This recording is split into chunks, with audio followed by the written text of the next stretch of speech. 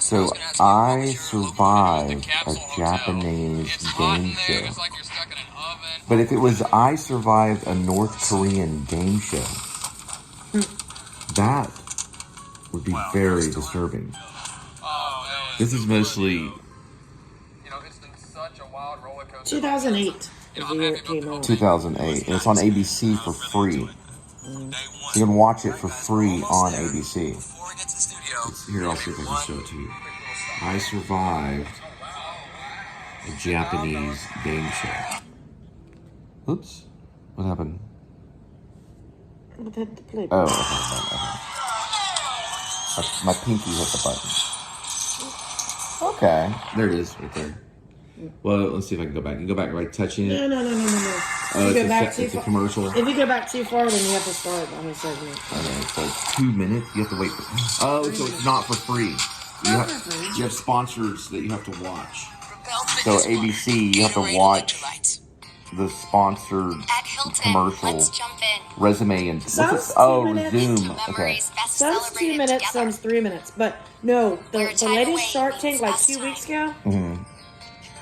It was like I've never seen it before. It said 6 minutes and 50 seconds. I've never seen it before. Can I ask a question? I don't think it ever had anything. Why is resume and resume the same? I don't know why. One's French and one's English.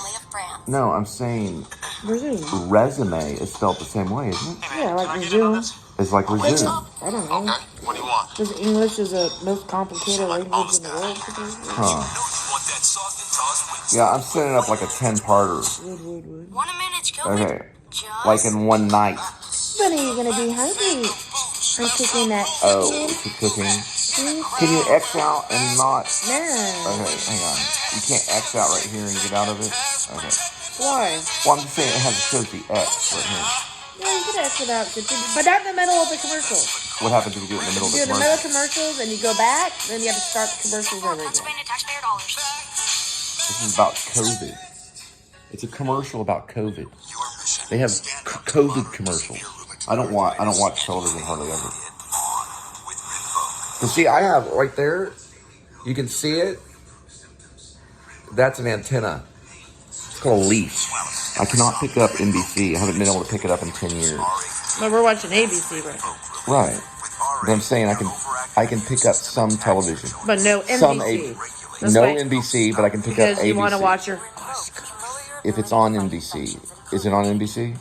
That's why you said. I know, but I was able to watch it. I'm going to show everybody. Hang on. Just give me a second. Hold that. Okay. I thought you said you don't get NBC. There, I'm going to tell everybody. There is my leaf. ABC at the old apartment because I would watch it a little bit. Now, I turn this on. I was watching some Woo.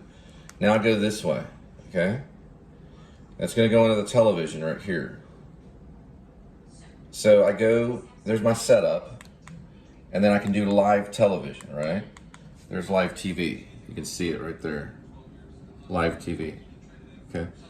I hit this right here, and you can see, okay, what I can get. Okay. No signal there, but it picks up a signal eventually. Now I can pause, this is television right here. Okay? Channel 13. And if I hit this button right here, I can pause. I can pause the TV just like DVR because I've got this thing right here. You can pause live TV? Yes, I can pause live television. This thing right here. See it? It's called a thumbnail. Right there. That is a thumbnail. Okay? Now, if I hit this button, which I'm showing it to you right here, this is called a Roku. It's a smart TV. Now, if I hit this button, it'll go back on. That's television right here. You can see it right there. Now, if I move over here, I go back to almost like a computer kind of thing where I've got all my apps. If I go here, I can hit live TV again. It's already live now. But I want to show you when I go to channel 5. Now, if I move down, this is channel 11 right here. It's going to pick up channel 11. It has to do that connection. Now this happened when I was in Maine too. Now if I go down to channel 8, which is WFAA, this I should be able to get. Okay, that's some kind of holy moly, I don't even know what that is. If I go to channel 5, okay, channel 5, that's what I get on NBC, right? The same channel Seinfeld used to be on. That's what I get. It's been that way for 10 years. No NBC. What is Jimmy Fallon? Which one is Jimmy Fallon on? Now watch. I go to channel 4, it picks up. And I can still pause. So that's television right there. And I can pause it right here, or unpause it. I guess unpause is wasn't it? I can pause, and I can unpause. That's television. Now that's basically Fox right there. The only thing I cannot pick up is NBC. I don't know why. I don't know why. But if I hook up a computer, I can do computer right here. Computer. Same here, which is a form of a computer. I've got another, I can hook up another computer. I got AV, this is very like filmmaker friendly. And that is the company. And I'm not saying that it's the main thing that you would need, but you can do presentations for, I mean, I've got all of this if I want to access information. I used to do a lot of stuff with Sundance now when I would watch it. Even Redbox, I don't even have to go to a Redbox if I want to access Vimeo, for example, okay, which is another form of YouTube. This also you have to pay for here, which is a form of cable. And it goes on and on. I used to do the NBC app, okay, so I can actually access that. So I can still get Fallon. I can watch Fallon on the app, but I don't understand. And this is the best that I can do right here on it. I don't know if the waves are different or why NBC, this is neat. Now, depending on areas, because I've moved all around, I'm gonna tell you the areas I've lived in. I have lived with the same problem with NBC. Now, let me tell you this. When I first lived in this area, the area that I'm in now, which I'm not gonna reveal, which is basically Fort Worth area, there was a time I could get NBC, but I had a different type of antenna. I moved to Maine, and totally different network, television, all these different. They still had Jimmy Fallon and they still had all television, totally different. But I got cable when I was up there. When I moved in the way out in the forest in Parkman, Maine, nobody lives out there. There's nothing but like bears. Few people live out there. It's a very small community, right by Harlow Pond. Okay, not too far from Dexter. This is pretty where Stephen King grew up. When I lived out there, when I moved into the cabin, I only had a VCR and my computer, my laptop, my HTC Merge, where I started some of this stuff. I was going under this channel, which is on YouTube. You cannot get television out there, but you can get cable. So there was something called Blue Moose Cable or something. I don't even remember the name. But if you hooked up with them, you could get internet, but you could also get cable. So the first thing that I watched when I was out there in the middle of the dark with no one around December time, was a cable show. I don't remember which one it was, but Shining came on. And I was the only one around. My parents were in a different zip code. They were over in Abbott. And I was scared crapless because I couldn't access TV for one thing, which is, I don't know. And then I started writing and reading a lot of Kurt Vonnegut. Well, I lived there for a while, but I actually living out in the middle of nowhere with my HTC Merge, for some weird reason, through cellular, because I was with Verizon, I could pick up Netflix on my HTC Merge phone in the year of 2000, going into 2012. So I couldn't get TV. I could not get television. But because I had cell service, I could get streaming of Netflix and could watch on my little phone underneath, underneath like a blanket, it's like underneath this blanket, kind of like in the middle of the night, just kind of like, oh dear, what's going on? Had like this blanket, on just like that. And I could actually do that in the middle of the forest, or the middle, okay? But no television. Now, when I moved to Guilford, no television, but I could get cable, which is the same service. It wasn't the same provider as the Blue Moose provider. I don't know who it was. I don't remember the name. I'm just calling them the Blue Moose. Had to drop that. It was expensive. It was like, I don't know, it could have been $50. It was a month. It was the only way at that time just to get any type of internet. That was the only reason I was trying to send stuff up, like on YouTube, and I was trying to write too, where I was publishing online. But another thing too is when I moved to Dover Foxcroft, no television. The only people in that area that can get TV is they have an antenna on their roof. It could be different now.